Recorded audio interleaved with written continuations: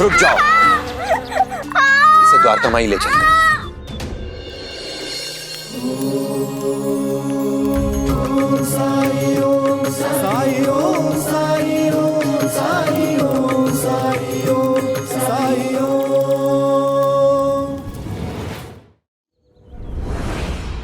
साईं, मदद कीजिए साईं।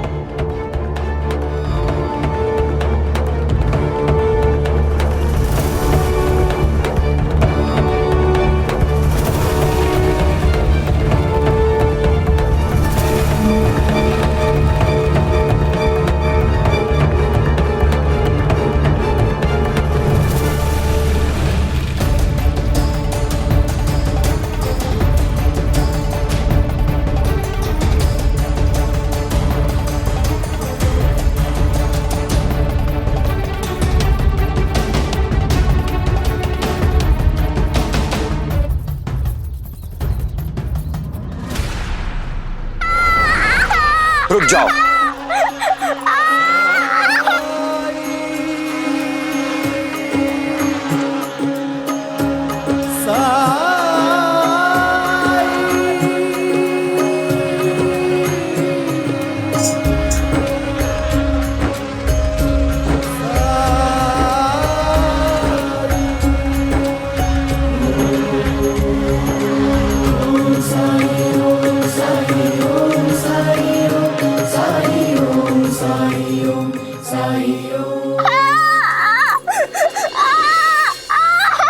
इसे द्वारका माई ले चलते हैं।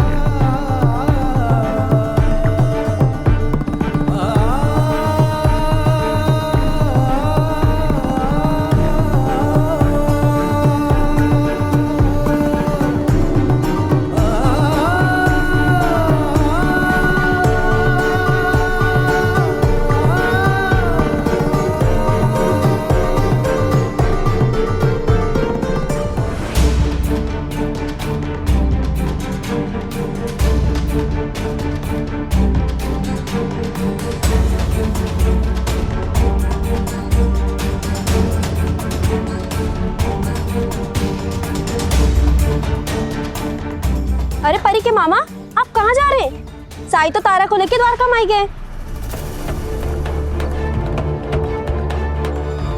काका, आइए मैं आपको द्वारका माई ले चलता हूँ।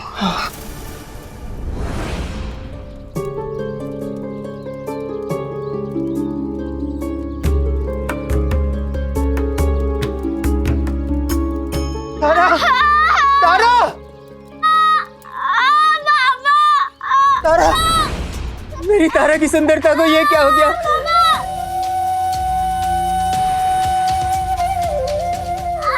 ये दाग हमेशा के लिए तो। पापा मुझे माफ करना, मुझे नहीं पता था अगर मैं बाहर जाऊंगी तो ये सब होगा। इसे यहाँ क्यों लाए? इसे वैद्य के पास ले चलो ना। विश्वासराव जी, इन सब के लिए अभी समय नहीं है। सिर्फ साई है जो इसकी मदद कर सकते हैं। भरोसा रखिए। साई, कोई जरूरत नहीं, मैं खुद ले जाऊंगा। रुको,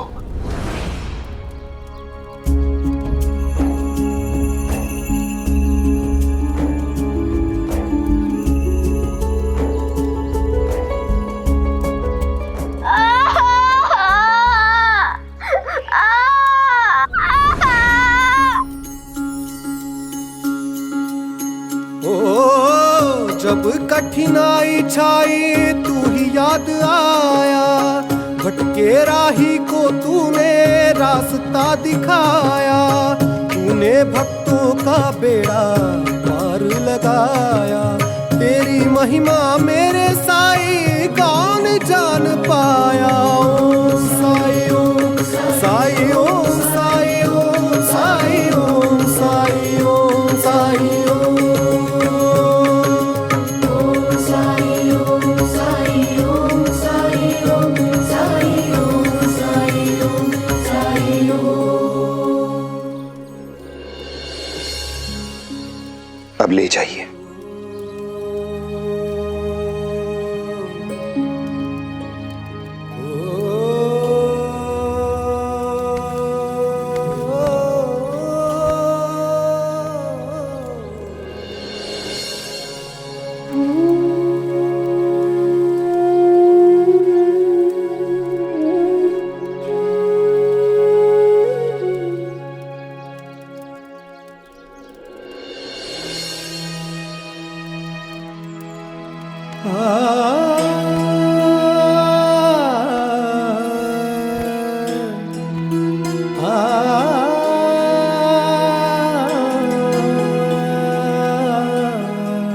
तारा ठीक तो हो जाएगी ना? श्रद्धा, सबूरी। इसके दाग तो नहीं रहेंगे ना? मैंने कहा ना, श्रद्धा, सबूरी।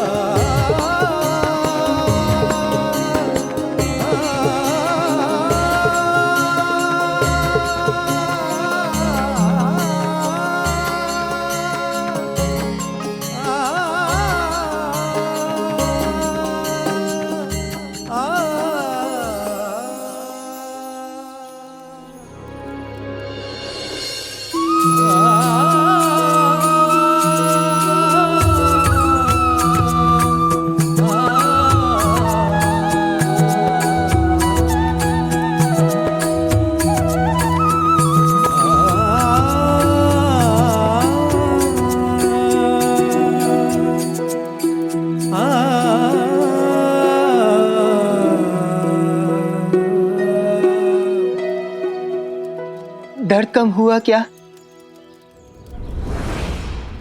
क्या हुआ? तो इतना डर क्यों रही है? आप गुस्सा नहीं करेंगे ना कि मैं बाहर गई? मेरे लिए इस समय सबसे ज्यादा जरूरी बात यह है कि तुझे कुछ नहीं हुआ। कुछ नहीं होने दिया तुझे साई ने। बचा लिया साई ने।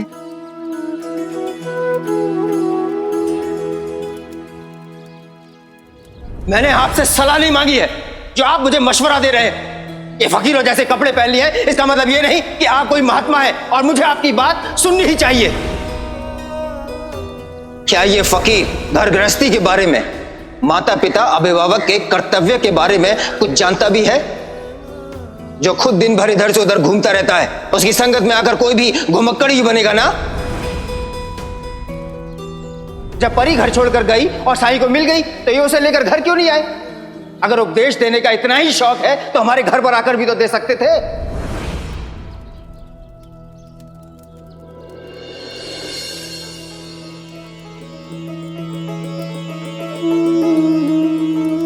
आप हमेशा हमारी मदद करते रहे और मैं आपके साथ इतनी बदतमीजी से। आपने कल सबकी आंखें खोल दी, सबको समझाया कि उन्होंने परी के साथ कितना गलत किया है। फिर भी मैं समझ नहीं पाया साईं, लोगों के मन में आपके लिए इतनी श्रद्धा क्यों है। अगर आज आप नहीं होते तो पता नहीं मेरी बच्ची का क्या होता।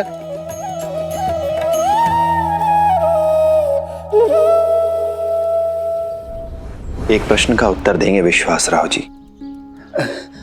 हाँ साईं, बोलिए। 4 बच्चे खेलने जाते हैं। खेलते समय धोखे से मधुमक्खी का छत्ता टूट जाता है और उनमें से 3 बच्चे सुरक्षित निकल जाते हैं, बच के भाग जाते हैं वहां से। पर एक बच्ची, सिर्फ एक बच्ची वहीं खड़ी रहती है, भाग नहीं पाती है और मधुमक्खियां उसे डंक मारती हैं। क्या वजह हो सकती है इसके पीछे? पता नहीं साईं। ऐसा इसलिए हुआ क्योंकि बाकी 3 बच्चों में खुद को बचाने की समझ थी, और इसके पीछे कारण यह है कि वो शुरुआत से ही बाहर खेलने जाते रहे हैं। चोट खा खा कर उन्होंने संभलना सीखा है, गिर गिर कर उन्होंने चलना सीखा है, रो रो कर हंसना जानते हैं वो। जब वो बाहर गए हैं कुछ सीख कर ही लौटे हैं, कुछ नया अनुभव लेकर लौटे हैं वो जानते हैं कि खतरा क्या होता है। वो जानते हैं कि अगर खतरे से बचना है तो खतरे से लड़ना होगा, और अगर लड़ नहीं सकते तो भागना जरूरी है। खतरे को पहचानना, उससे लड़ने की बात तो छोड़िए, तारा तो भागना भी नहीं जानती। आप ही बताइए, किसी ऐसे इंसान को जो घर से बाहर ही ना निकलता हो, उसे यह तजुर्बा कैसे हो सकता है? आपने कभी तारा को अपने बल नहीं खड़े होने दिया, कभी इसे बाहर जाने की अनुमति नहीं दी। आज आप हैं, बहुत अच्छी बात है, लेकिन सोचिए अगर कल आप नहीं होंगे तो जिंदगी का सामना कैसे करेगी ये? जिंदगी की चुनौतियों से कैसे निपटेगी ये? क्या आपने इसे इसके लिए तैयार किया है? बताइए विश्वासराव जी। विश्वासराव जी, तारा की सुंदरता को आपने इसके लिए अभिशाप बना दिया है। सारी समस्या की जड़ ये सुंदरता ही है। इतने नियम और नियम का उल्लंघन करने पर सजा के डर से आपने तारा के बचपन को बांध दिया है। इस हद तक बांध दिया है कि इसके बाहर ये बच्ची कुछ सोच ही नहीं पाती। उदाहरण आपके सामने है विश्वासराव जी। जब मधुमक्खियां इसके पीछे पड़ी थी तो इसे भागना चाहिए था, पर यह भाग नहीं सकी। क्या आपने महसूस किया अभी थोड़ी देर पहले जब आप द्वारका माई में इससे आकर मिले तो अपना सारा दर्द भूलकर यह आपसे माफी मांगने लग गई? इस तरह का डर पैदा किया है आपने इसके मन में। तारा इतनी शारीरिक पीड़ा सहने के लिए केवल इसलिए तैयार थी कि इसे आपके गुस्से का, आपके क्रोध का सामना ना करना पड़े। एक बार अपने दिल से पूछिए, क्या बच्चों में इतना डर सही है? बताइए। जवाब मिल गया है साईं, और इस जवाब के कटघरे में मैं सिर्फ अपने आप को दोषी पाता हूं। ईश्वर ने मुझे इतनी प्यारी फूल सी बच्ची दी और मैंने उससे उसका बचपन छीन लिया। मुझे माफ कर देना साईं। उसकी इच्छाएं क्या है और उसके सपने क्या? अभी नहीं सोचा साईं कि वो कितना घुट घुट कर जी रही थी। जिस संबंध में प्यार होना चाहिए था, संवेदना होनी चाहिए थी, उसमें मैंने डर भर दिया।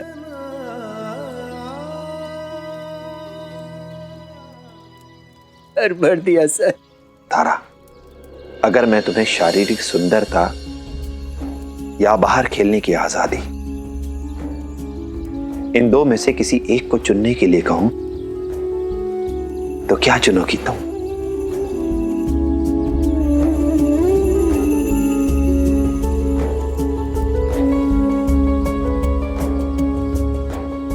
बताओ। मैं बताता हूं साईं, आज मैं अपनी बेटी की खामोशी को पढ़ना चाहता हूं।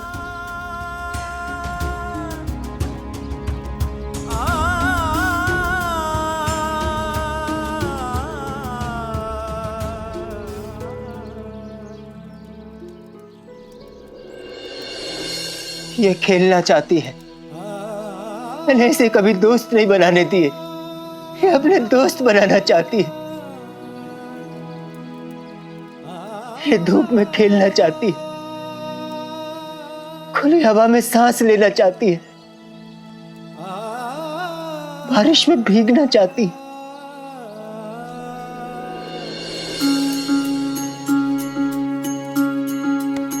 ओ सुख दुख आने जाने हैं और साए, बाबुराए मनवा तेरा लज न जाए, मन में आशा के दीपक बुझने ना पाए, सुबह फिर से आएगी रात समझाए। ओ साई ओ अब ऐसा ही होगा मेरी बच्ची। साई ओ साई ओ साई ऐसा ही होगा।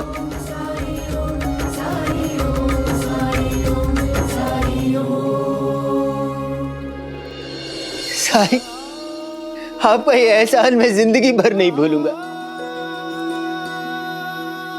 पिता तो मैं सालों पहले बन गया था, लेकिन पिता क्या होता है ये मैंने आज जाना है। साई, विश्वासराव जी, बच्चों के लिए नियम उतने ही होने चाहिए जो उनसे उनकी मासूमियत, उनका बचपन, उनके सपने न छीन ले। अनुशासन वही अच्छा है जो बच्चों को जिम्मेदार बनाए, ना कि उनके मन में डर पैदा करे। मैं इसका ध्यान रखूंगा साईं, और मुझे आशीर्वाद दीजिए कि जो राह आपने दिखाई है उसमें मैं हमेशा चल सकूं। राम जी भला करे।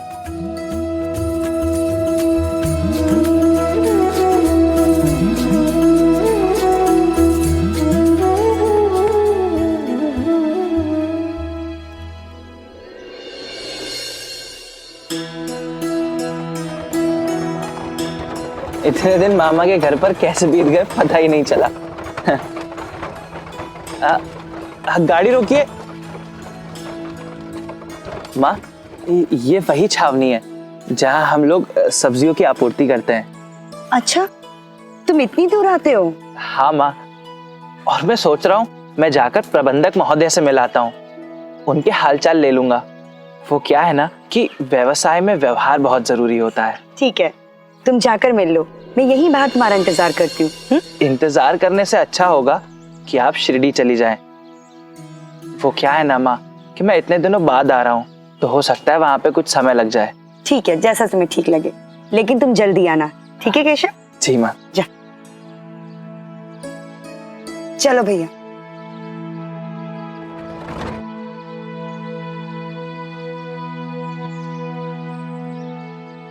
मैं आई कम इन सर? तुम्हारी हिम्मत कैसी हुई आने की? गेट आउट, निकलो ऐसे, गेट आउट। अच्छे से पहचान लो इसे, ताकि तुम लोगों को मेरी तरह पछताना न पड़े।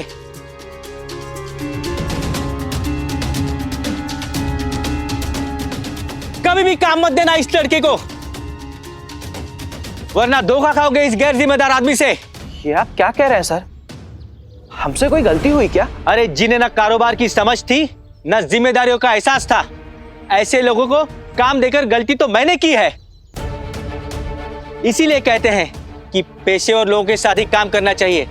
कम से कम वो काम छोड़ने से पहले सूचना तो देते हैं, ताकि 2-4 दिन में आप कुछ व्यवस्था तो कर सके।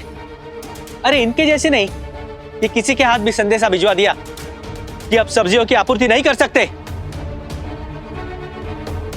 तुम दोनों दोस्तों ने बहुत उत्साह दिखाया था, इसलिए मैंने प्रभावित होकर तुम्हें सब्जियों का ठेका दिया था, लेकिन मैं गलत था। रुकिए सर, ये क्या कह रहे हैं आप? हमने सौदा तोड़ा? हमने? और नहीं तो क्या, मैंने। एक तो तुमने 15 दिनों से सब्जियां बेचनी बंद कर दी, न कोई खोज न खबर। फिर अचानक से तुम्हारा साझेदार, क्या नाम है उसका, हाँ तात्या, उसका सहायक गिरधारी मेरे पास आता है और कहता है कि आज से हम सब्जियां नहीं भेजेंगे। जरा भी तमीज नहीं है, ये खुद आकर कहता। तुम लोगों के कारण मुझे अपने अधिकारियों से डांट सुननी पड़ी और तुम्हारे उस दोस्त की वजह से मेरी नौकरी चली गई होती। 15 दिन से सब्जियां नहीं आ रही थी। माफ कीजिएगा, मैं गांव से बाहर गया हुआ था। मैं सच कह रहा हूं, मुझे इस बारे में कुछ भी नहीं मालूम। आपके साथ जो भी कुछ हुआ उसके लिए मैं आपसे माफी मांगता हूं। अब मैं आ गया हूं, मैं सब ठीक कर दूंगा। खूब समझता हूं मैं ये नाटक। इससे भी बड़ा काम मिला होगा तो वहां सब्जियां बेचने लगे होंगे, और वहां का काम बंद हो गया तो यहां मुंह उठाकर चले आए। Get out.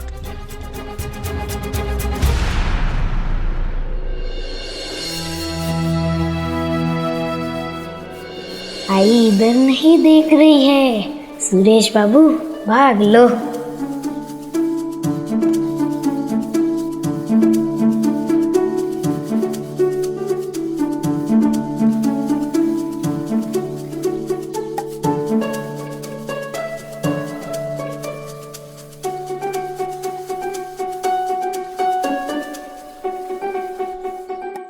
सुरेश,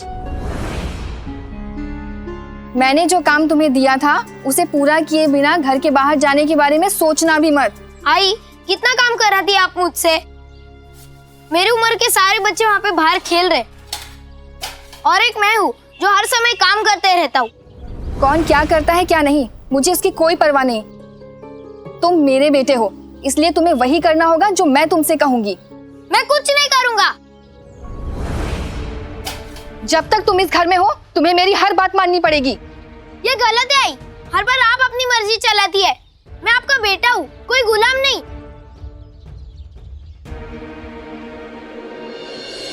गुस्सा करने से कभी किसी का भला नहीं हुआ है।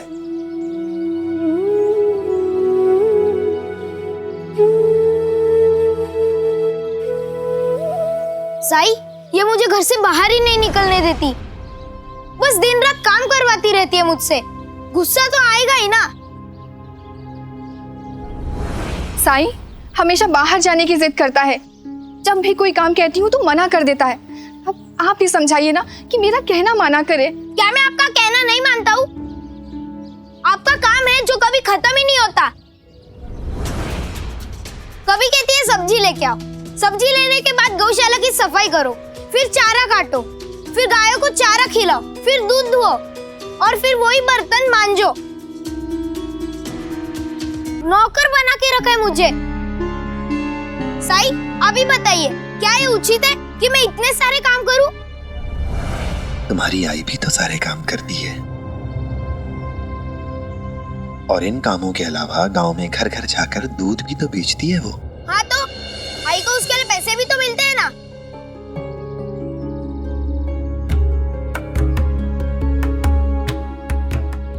ठीक है, मैं भी काम करूंगा, लेकिन मेरी एक शर्त है।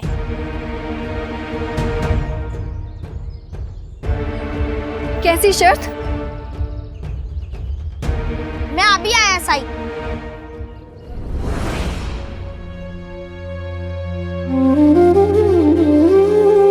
साई मैं अपने बेटे को कैसे समझाऊं? सबूरी।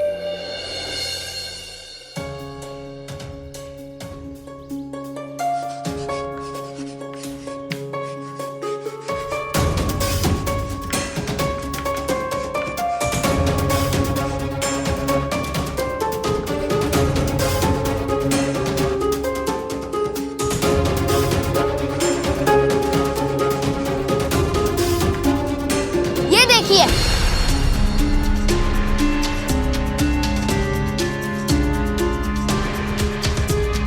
क्या है ये? ये मेरे हर काम का भाव, हर काम का मेहनताना। आपको जो भी कराने करवाइए, लेकिन पैसे देकर। गौशाला की सफाई 10 पैसे, दूध धोना 15 पैसे, सब्जी लाना 10 पैसे, घर की सफाई करना 15 पैसे, कुल मिलाकर 50 पैसे। मतलब आपको सभी कामों के लिए 50 पैसे देने होंगे। पैसे दीजिए तो रुकूंगा काम करने के लिए, वरना मैं चला अपने दोस्तों के साथ खेलने।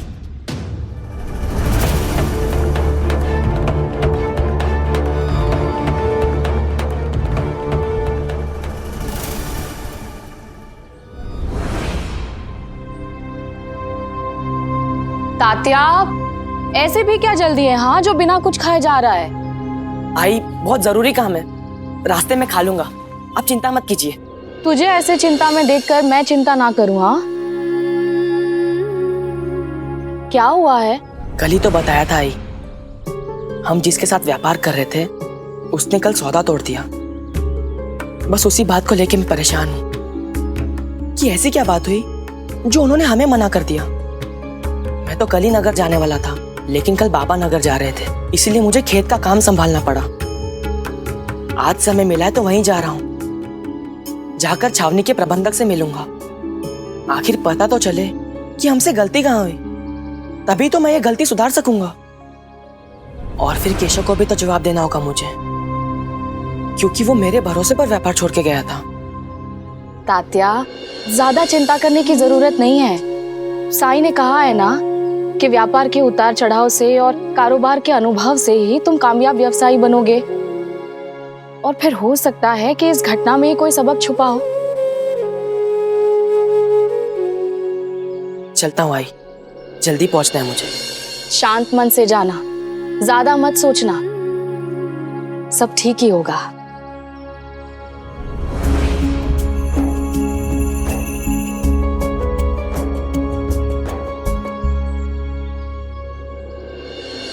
अब इसमें रोने की क्या बात है? मेहनत के पैसे मांग रहा हूँ, मुफ्त के नहीं, है ना साई?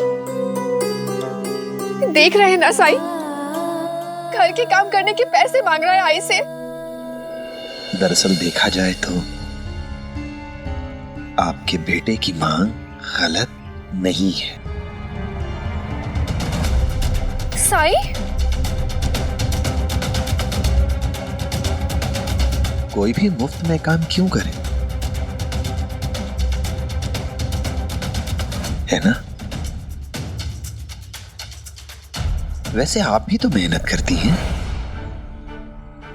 अपने बेटे के लिए क्या कुछ नहीं करती आप? मेरे विचार से आपको भी अपने हर काम का एक मूल्य निर्धारित करना चाहिए और उसे लिख लेना चाहिए। फिर उतने ही पैसों की मांग आप भी सुरेश से कर सकती हैं, ताकि ये उचित सौदा हो, बराबरी का सौदा लगे। मैं ऐसा नहीं कर सकती साई। सुरेश छोटा है, नादान है, लेकिन मैं नहीं। मैं जो काम अपने बेटे के लिए करती हूँ, उसके लिए पैसे कैसे मांग सकती हूँ? क्यों नहीं मांग सकती आप? देखिए, आपका बेटा कितना व्यवहारिक हो गया है। उसने खुद किए जाने वाले सारे कामों को लिखा है और उनका मूल्य भी निर्धारित कर दिया। आपको भी वैसा ही करना चाहिए। अच्छा, एक बात बताइए, आप गांव में घर घर जाकर दूध बेचती हैं तो उसके पैसे लेती हैं ना? मुफ्त में तो नहीं देती आप। तो यहां भी आपको ऐसा ही करना चाहिए। और फिर एक कहावत भी तो है, अगर घोड़ा घास से यारी करेगा तो खाएगा क्या? सुरेश, जाओ, अपनी मां के हिसाब किताब के लिए भी एक तख्ती ले आओ।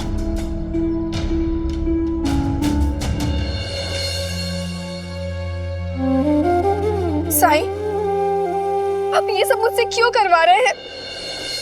सबूरी में साई के क्या है, कौन जान पाए।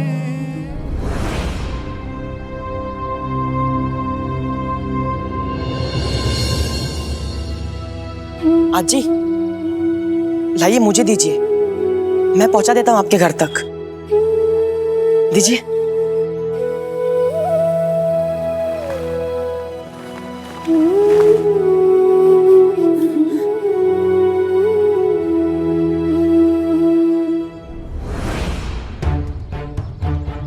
ये लीजिए आई, और आप जो भी मेरे लिए करती है उसके जितने भी पैसे होते हैं आप लिख दीजिए। लिखिए। नहीं साई, मैं ये नहीं लिख सकती। कोई बात नहीं, आपके काम का हिसाब किताब भी आपका बेटा ही करेगा। क्यों, ठीक है ना? तो आओ।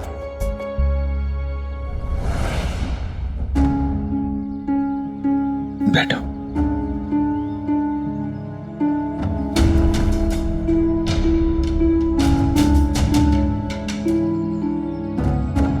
कहाँ खो गए सुरेश? लिखो।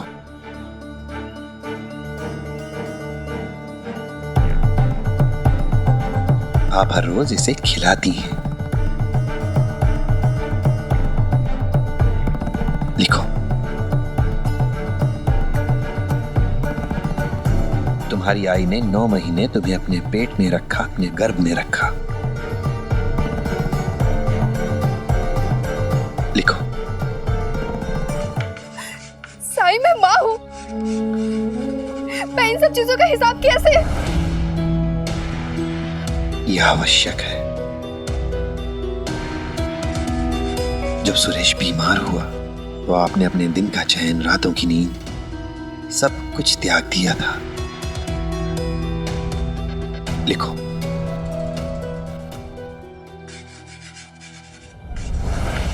घर की साफ सफाई, देखभाल। लिखो। तुम्हारी मां तुमसे जो बेपनाह प्यार करती है वो भी लिखो।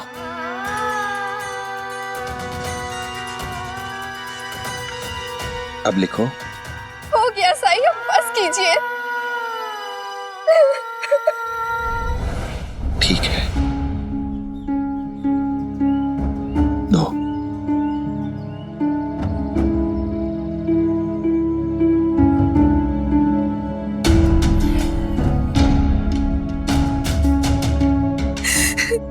काम लिखते हैं,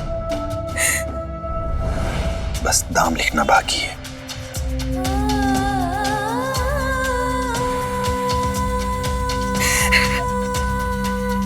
नहीं साई।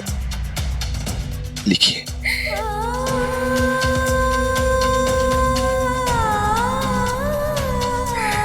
ये लीजिए।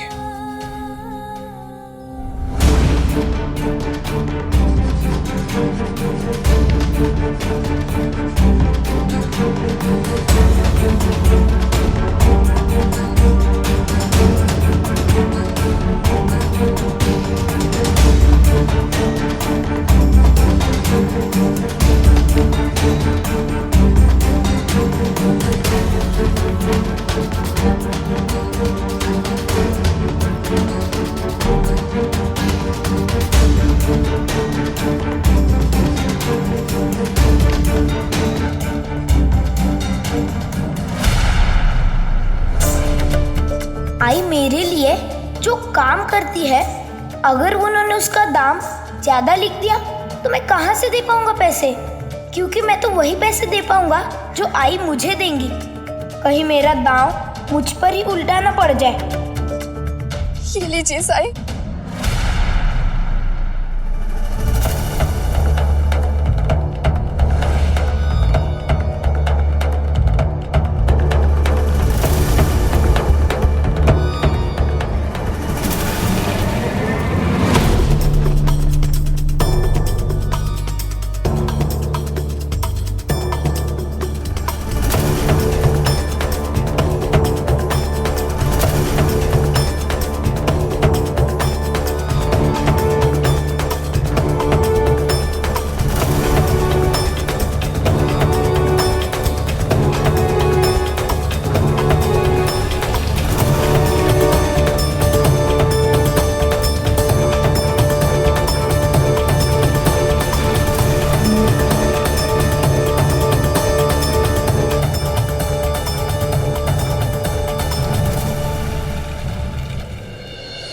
देखा सुरेश,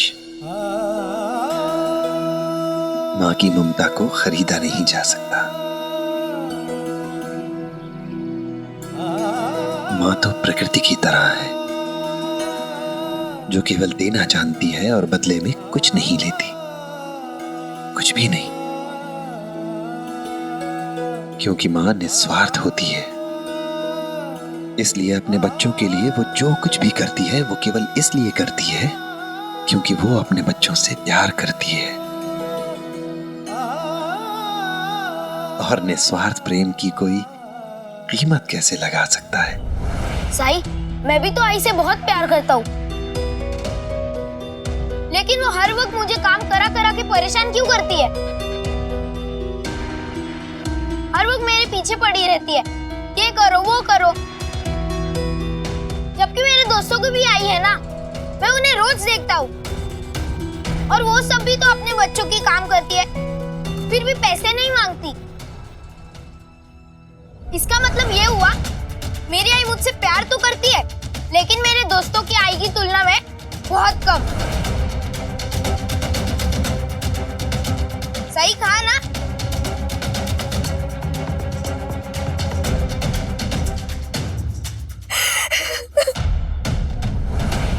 ऐसा इसलिए क्योंकि तुम्हारी आई ने तुम्हारे बाबा के जीवन को बहुत करीब से देखा है, सबक लिया है उससे। तुम्हारे बाबा अपने माता पिता के बहुत प्यारे बेटे थे, घर के लाडले थे। अत्यधिक लाड़ प्यार ने उन्हें लापरवाह बना दिया,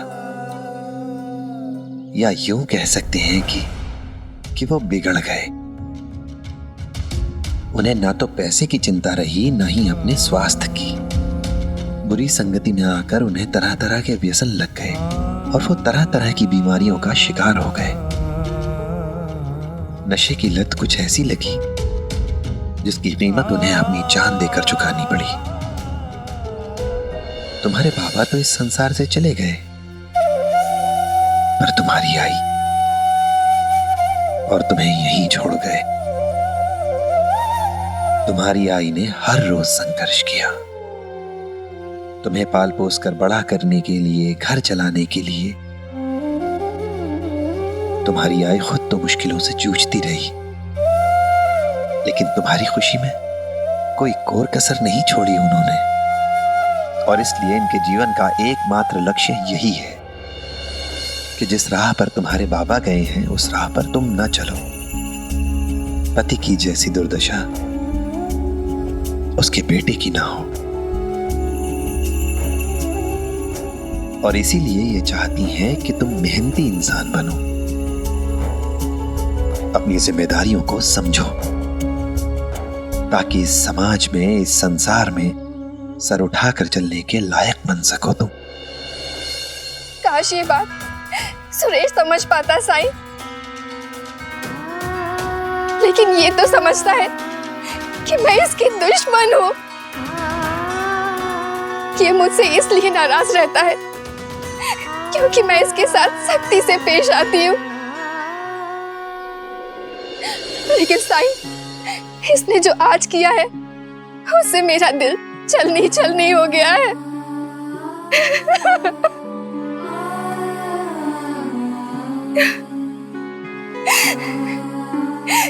लेकिन ये भले ना समझे, लेकिन सच तो ये है कि मैं इसे बहुत प्यार करती हूँ।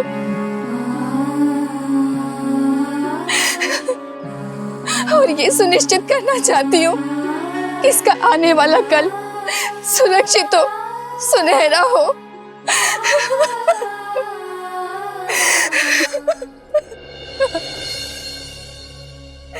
समझे? तुम्हारे इस बर्ताव से तुम्हारी मां को कितनी तकलीफ होती है। तुम्हारी आई सिर्फ तुम्हारे लिए जीवित है। वो जीवित है तुम्हारे भविष्य को सुनहरा बनाने के लिए। और तुम क्या करते हो? रोज नाराज हो जाते हो उससे, गुस्सा होते हो उस पर। तुम्हें शायद अंदाजा भी नहीं है कि तुम्हारे ऐसे करने से तुम्हारी मां को बहुत दुख होता है, बहुत तकलीफ होती है उन्हें, और उन्हें इस हालात से रोज दो चार होना पड़ता है। फिर भी कभी अपने दुख को, अपनी तकलीफ, अपने कष्ट को अपने चेहरे पर जाहिर नहीं होने देती, दुनिया के सामने नहीं आने देती अपनी तकलीफ को, बल्कि इनका संकल्प और दृढ़ हो जाता है। इनके चेहरे पर दृढ़ता के भाव और ज्यादा हो जाते हैं तुम्हारे भविष्य को सुरक्षित करने के लिए, तुम्हें मजबूत बनाने के लिए। ऐसी होती है माँ, ऐसी होती है माँ की ममता।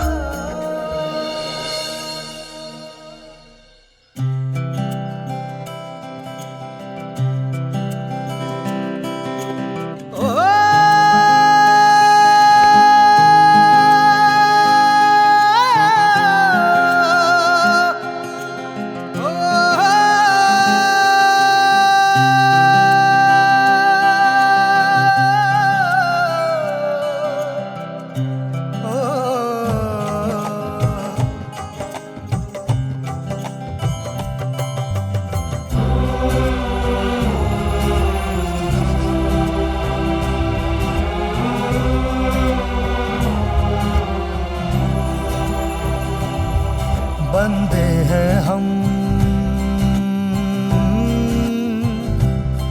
सारे उसके,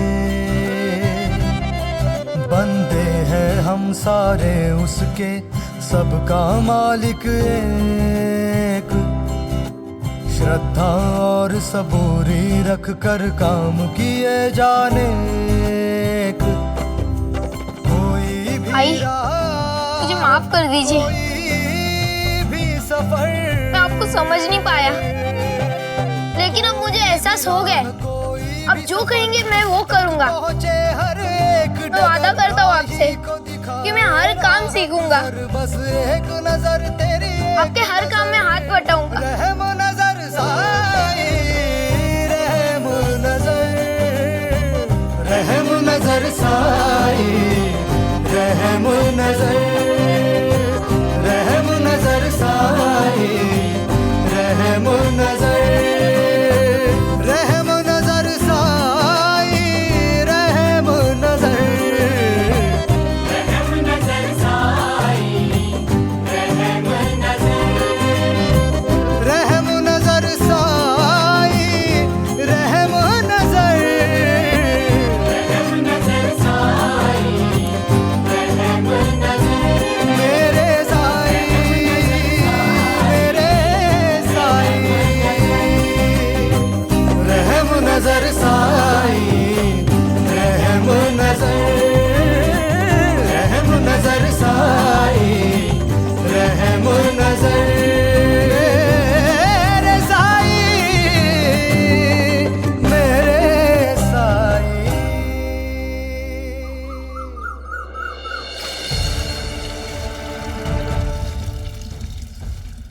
एक तो तुमने 15 दिनों से सब्जियां बेचनी बंद कर दी, फिर अचानक से तुम्हारा साझेदार, उसका सहायक गिरधारी मेरे पास आता है और कहता है कि आज से हम सब्जियां नहीं भेजेंगे। लगभग 15 दिन पहले ही तात्या ने सब्जियों की आपूर्ति बंद कर दी। मतलब मेरे शिरडी से जाते ही उसने काम बंद कर दिया, जबकि बात तो ये हुई थी कि मैं नहीं हूं तो वो मेरा काम संभाल लेगा। तुम बेफिक्र होकर जाओ और जब तक तुम वापस नहीं आते कारोबार मैं संभाल लूंगा। अगर उसे काम बंद करना ही था तो कम से कम मुझे तो बताता, बात तो करता। इतने दिन रुक नहीं सकता था, कहीं उसके साथ दुर्घटना तो नहीं हो गई जिसकी वजह से वो मुझे कोई संदेश नहीं भिजवा सका हो।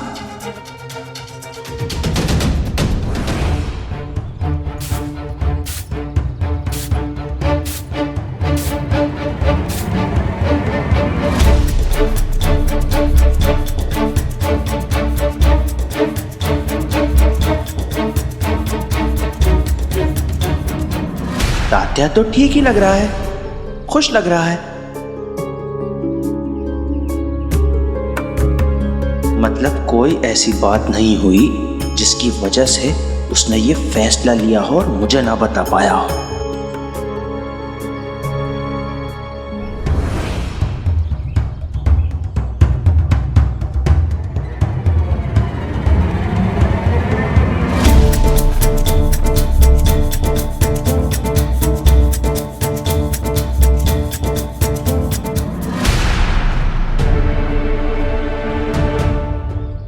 अरे केशव, तुम लौट आए। अच्छा हुआ तुम मुझे यहीं मिल गए, मुझे तुमसे जरूरी बात करनी है। बात तो मुझे तुमसे करनी है तात्या। तुमने मेरे साथ जो धोखा किया है। धोखा? ये तुम क्या कह रहे हो केशव? ओ, तो तुम इतने भोले हो कि तुम्हें यही नहीं पता कि मैं क्या कह रहा हूँ। तुम जानते थे ना तात्या, ये कारोबार मेरे लिए कितना महत्वपूर्ण था। मैं अपनी पिताजी की नजरों में अपने आप को कुछ साबित करना चाहता था, और ये सब जानने के बावजूद भी तुमने एक बार के लिए ये नहीं सोचा कि मुझसे पूछना जरूरी होगा। छावनी में सब्जियां नहीं पहुंचाने का फैसला लेने वाले तुम कौन होते हो? मैंने फैसला लिया? तुम्हारा दिमाग तो सही है। पिछले 15 दिन से मैं अकेले व्यापार कर रहा था, और अचानक से कल उस प्रबंधक ने हमारे सौदे को तोड़ दिया। उसने तोड़ दिया? झूठ बोलते हुए शर्म नहीं आती तुम्हें? ये सब तुमने शुरू किया तात्या, और कल नहीं 15 दिन पहले। बस, मैं कुछ कह नहीं रहा हूं, इसका मतलब ये नहीं है जो तुम्हारे मन में आएगा तुम कहते जाओगे। क्यों? अच्छा नहीं लग रहा क्योंकि मुझे तुम्हारी सच्चाई पता चल गई? केशव, बर्दाश्त की भी अभी हद होती है। दोबारा तुमने मुझे छुआ ना, मैं भूल जाऊंगा कि तुम मेरे दोस्त हो। याद रखने वाली दोस्ती तो तब होती तात्या जब तुमने मुझे ये धोखा ही नहीं दिया होता। केशव, अब भी वक्त है, चुप हो जाओ, वरना वरना क्या? वरना क्या? वरना क्या? तात्या! केशव भैया रुक जाइए। ये हमारा आपस का मामला है, आप लोग बीच में मत बोलिए।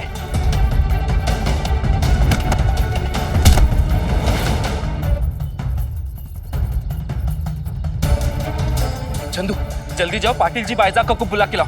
हाँ, अभी लाता हूँ।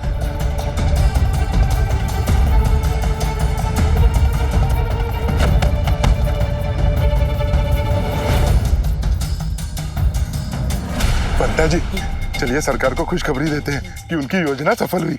चलिए।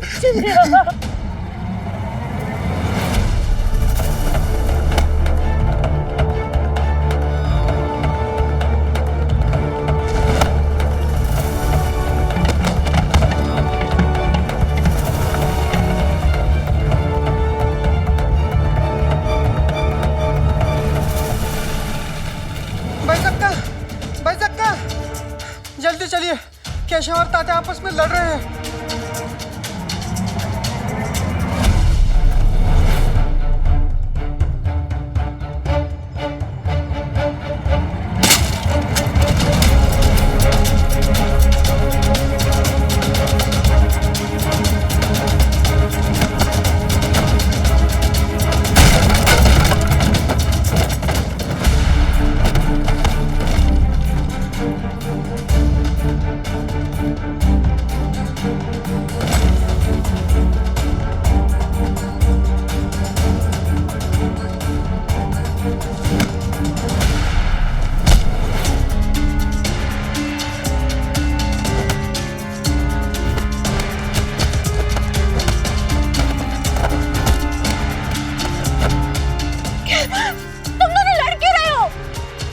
कोई बीच में नहीं आएगा।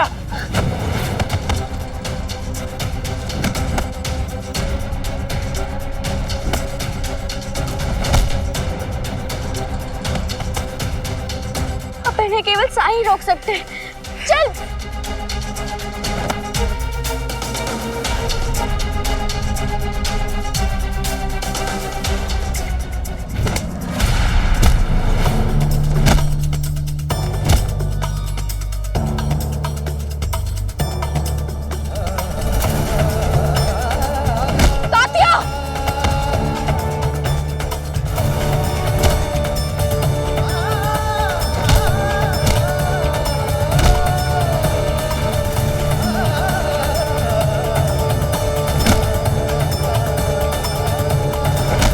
रुक जाओ।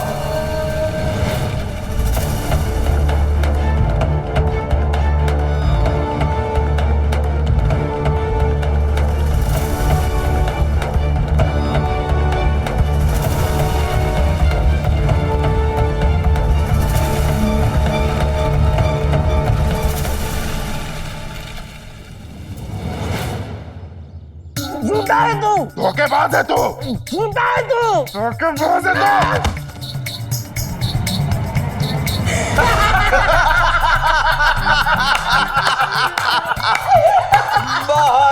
बहुत बढ़िया। सरकार, ऐसे ही दोनों के बीच में लड़ाई हो रही है। दोनों के दिलों में एक दूसरे के लिए इतनी नफरत की आग भरी है, अगर किसी ने बचाव की कोशिश की तो वो भी मार खाएगा।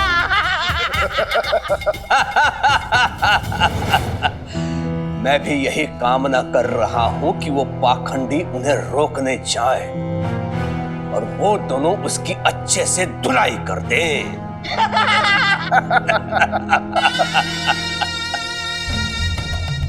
हरिओम हरिओम। देखा, नफरत का, संदेह का बीज बोना कितना सरल होता है। बड़ा चला था केशव अपने पैरों पे खड़ा होने। पाटिल के पुत्र के साथ मिलकर मुझे पराजित करने की ठानी थी ना उसने। टूटेगी, आज मित्रता जरूर टूटेगी। टूटेगी क्या सरकार? टूट चुकी है। ये सब आपकी सोच का परिणाम है।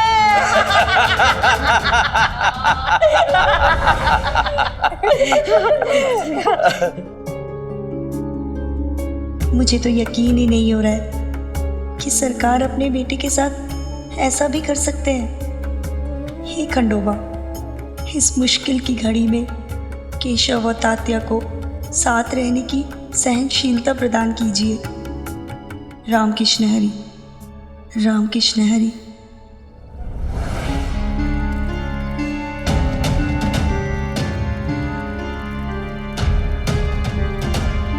मेरी आंखों पर पट्टी बांधने से क्या होगा साईं? तात्या की असलियत नजर आ गई है मुझे। असलियत हमेशा वो नहीं होती जिसे तुम असलियत मान लो, समझे? क्या मैंने तुम दोनों से दोबारा बहस करने के लिए कहा? नहीं ना? तो जितना कहा है उतना ही करो, समझ गए? हाँ साईं, मगर आंखों पे पट्टी बांधकर क्या कर सकता है कोई? गिर सकता है। जी? हाँ, ठीक सुना तुमने केशव, गिर सकता है। मैं चाहता हूं कि तुम गिरो और तात्या तुम्हें संभालेगा। तुम्हें गिरना है बेझिझक, बिना किसी संदेह के, बिना किसी संकोच के, ठीक वैसे ही जैसे गिरने पर तुम्हारा कोई वश नहीं होता। लेकिन क्यों साईं? इससे क्या हासिल होगा? और अगर ऐसे गिरा तो मेरा तो सर ही फूट जाएगा। जितना कहा है उतना करो, तात्या तुम्हें चोट नहीं लगने देगा।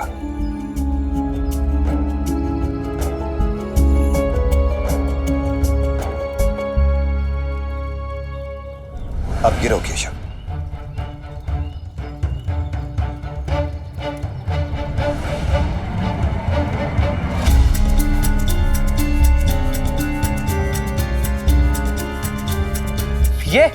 ये तात्या, ये नहीं बचा पाएगा मुझे।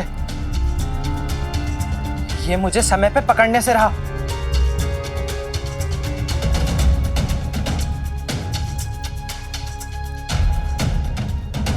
जो मैंने कहा वो केशव तो नहीं कर सका, लेकिन मुझे पूरा यकीन है तात्या कि तुम कर सकते हो। क्यों नहीं साहिल? खरोचों का मुझे कोई डर नहीं है।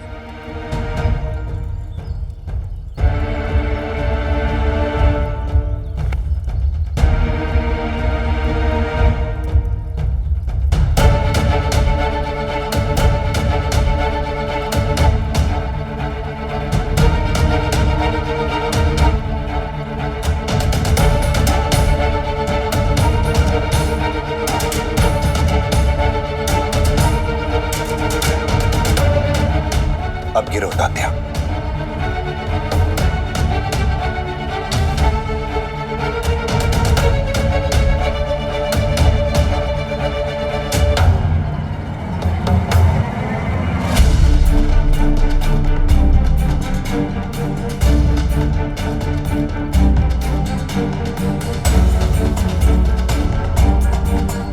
खरोचों का डर नहीं का क्या हुआ? जो चोट मुझे खुद लगे मुझे उसका डर नहीं, लेकिन मैं जानता हूं साई, ये केशव मुझे पकड़ने की जगह और जोर से पटकी दे सकता है। धक्का मार सकता है ताकि मुझे ज्यादा चोट लगे। इसकी प्रतिक्रिया हमेशा अतिक्रिया होती है, ये तो आप भी जानते हैं। ठीक है, लेकिन अगर मैं कहूं तुम गिरो, मैं तुम्हें संभाल लूंगा, तब क्या कहना चाहोगे तुम? हाँ साईं, बिल्कुल साईं। और अगर मैं तुम दोनों को एक साथ गिरने के लिए कहूं, क्या तब भी?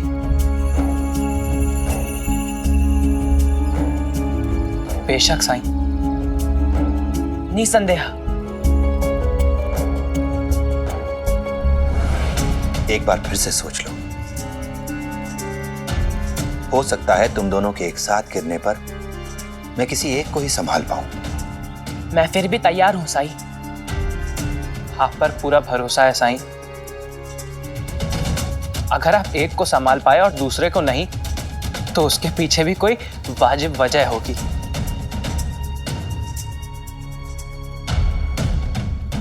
तो ठीक है, शुरू करते हैं।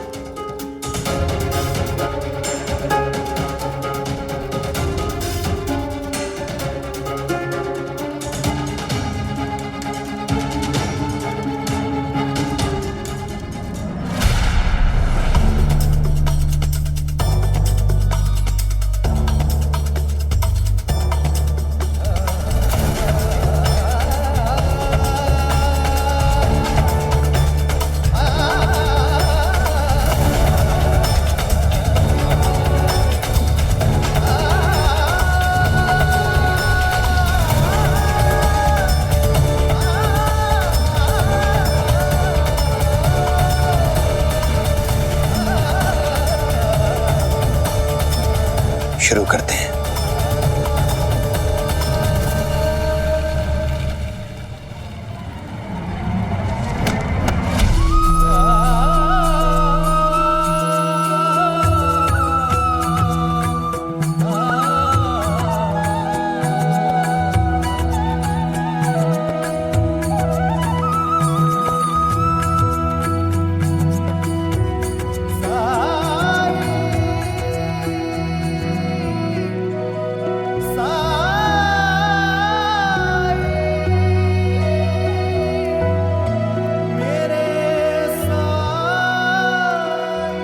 साईं, अब आपने जो भी किया उसका मतलब तो समझाइए।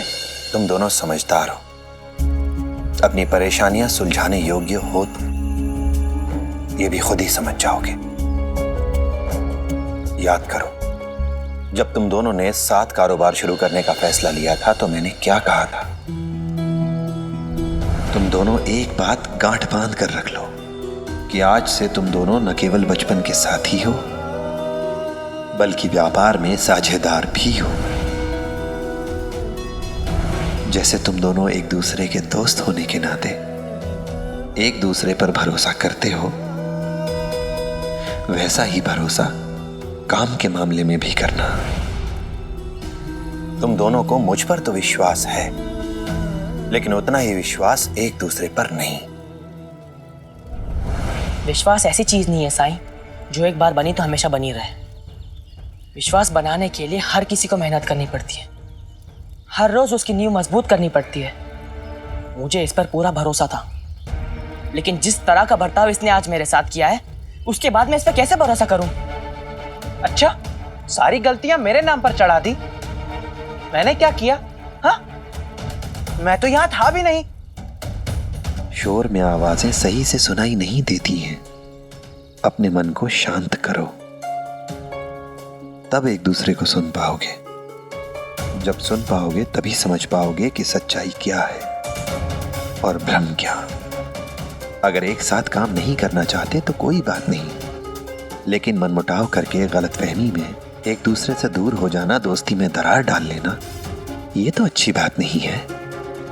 हो सकता है कि भविष्य में पता चले कि सच तो कुछ और ही था। तब पछताने से क्या यह गुजरा वक्त वापस आ जाएगा? अगर किसी को सुनो तो निष्पक्ष होकर सुनो। सुनो तो इसलिए सुनो कि तुम गलतफहमी को बढ़ाना नहीं बल्कि गलतफहमी को मिटाना चाहते हो। और हां,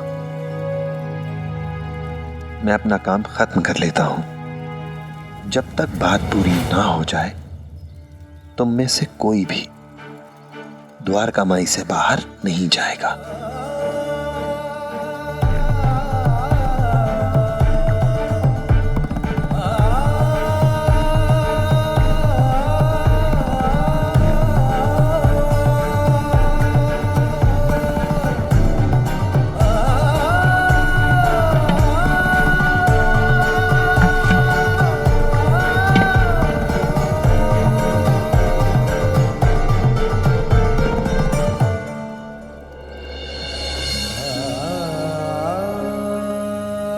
मैला हो गया है।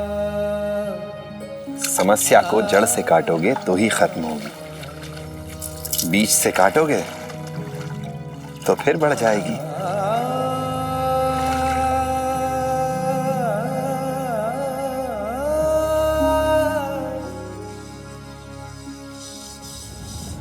साई ने सही कहा, बात की जड़ तक जाना चाहिए। और मेरे गुस्से की जड़ यह है कि तुमने मुझसे बिना बात किए सब्जियां पहुंचाना बंद क्यों कर दिया? तुम कैसी बात कर रहे हो केशव? मैं काम क्यों बंद करूंगा? हाँ, शुरू में तुम नहीं थे, मुझे थोड़ी तकलीफ हुई, मुझे लगा मैं अकेला पड़ जाऊंगा, लेकिन जब तुमने गिरधारी को भेजा तब मेरी बहुत बड़ी मदद हो गई। गिरधारी? कौन गिरधारी? मैं तो किसी गिरधारी को नहीं जानता और ना ही मैंने किसी को तुम्हारी मदद के लिए भेजा था तात्या। अरे पर उसने तो कहा था कि तुमने भेजा है उसे, और तुम्हारे जाने के अगले दिन ही वो आ गया था। नहीं तात्या, मैंने किसी को नहीं भेजा। अगर मैं भेजता तो आप मुकरता क्यों? पर उसने तो कहा था कि वो तुम्हारे मामा का पड़ोसी है और तब से सब्जियां वही पहुंचा रहा है। कुछ तो गड़बड़ है तात्या। मेरे मामा के घर के आसपास कोई गिरधारी नाम का आदमी नहीं रहता, और अगर रहता भी हो तो भी मैंने उसे तुम्हारे पास नहीं भेजा। एक तो तुमने 15 दिनों से सब्जियां बेचनी बंद कर दी, फिर अचानक से तुम्हारा साझेदार, उसका सहायक गिरधारी मेरे पास आता है और कहता है कि आज से हम सब्जियां नहीं भेजेंगे। तात्या, मुझसे उस प्रबंधक ने कहा था कि हमने किसी से ये संदेशा भिजवाया कि अब हम सब्जियों की आपूर्ति नहीं करेंगे, और मुझे गिरधारी ने आकर कहा कि वो प्रबंधक हमसे सब्जी नहीं लेना चाहते।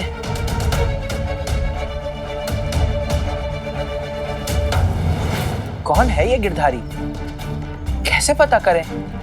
और हो सकता है गिरधारी उसका असली नाम ही ना हो। हाँ केशव, और वो तो शिरडी का भी नहीं है, पता नहीं कहां से आया होगा।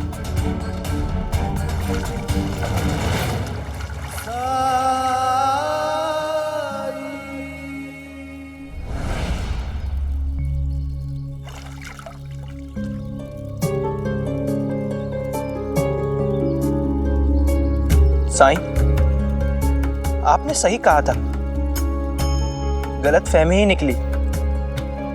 ये गिरधारी ने ऐसा क्यों किया? ये समझने के लिए हमें गिरधारी तक पहुंचना होगा। कहां ढूंढेंगे हम उसे? तात्या, मेरा भिक्षा पात्र उठा लो।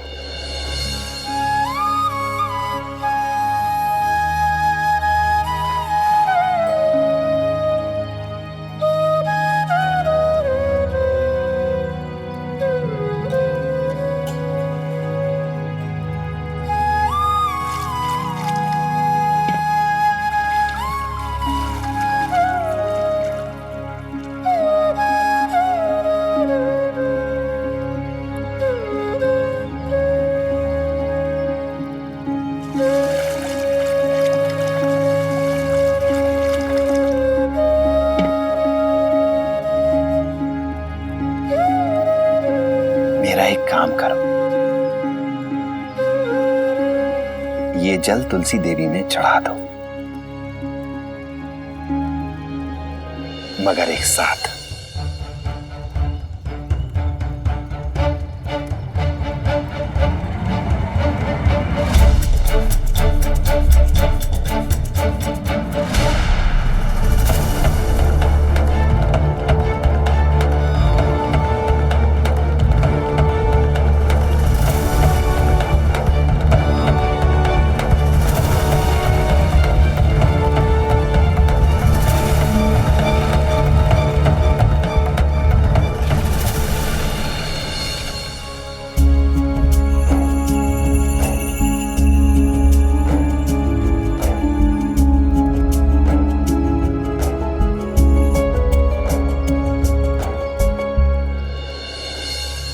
जब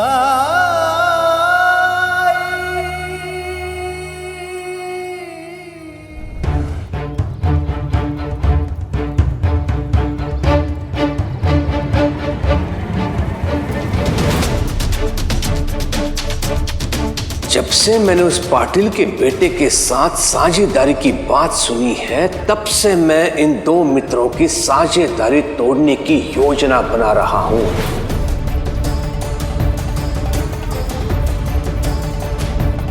दो मित्रों के बीच मनमुटाव के बीच बोने होंगे मुझे। कुछ ऐसा करना होगा जिससे सांप भी मरे और लाठी भी ना टूटे। च्यू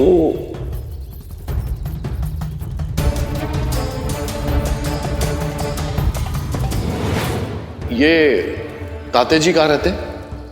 जी मैं ही तात्या हूँ। नमस्कार, मेरा नाम गिरधारी है। मुझे छोटे सरकार यानी कि केशव जी ने आपके पास भेजा है नगर में सब्जियां पहुंचाने के लिए। उन्हें आने में अभी 1-2 दिन और लगेंगे, तो उन्होंने मुझे यह काम सौंपा है ताकि आपको तकलीफ ना हो।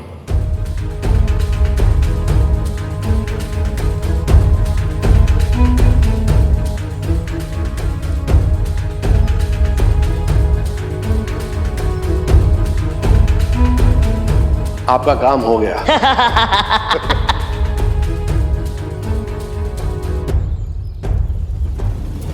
सुनो, नगर में जाके खान पान विभाग के प्रबंधक से मिलो और उसे कहना कि तात्या ने तुम्हें भेजा है, ये कहने के लिए कि वो अब उसके साथ काम नहीं करने वाला। सब मेरे योजना अनुसार हो रहा है।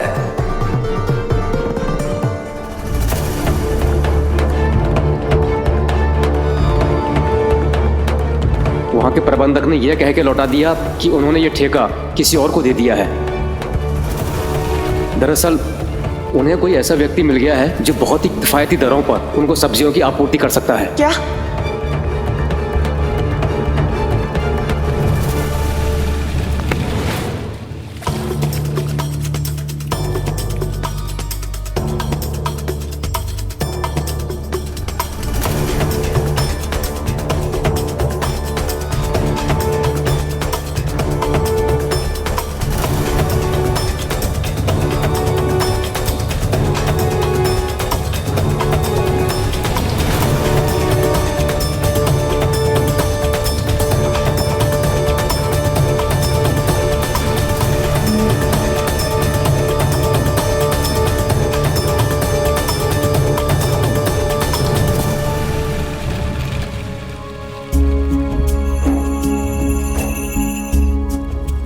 दादा लो मुंह मीठा करो।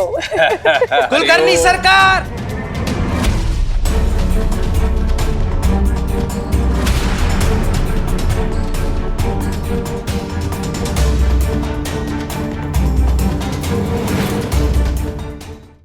धार्मिक वीडियो सबसे पहले देखने के लिए हमारे चैनल को सब्सक्राइब करें और बेल आइकन दबाएं।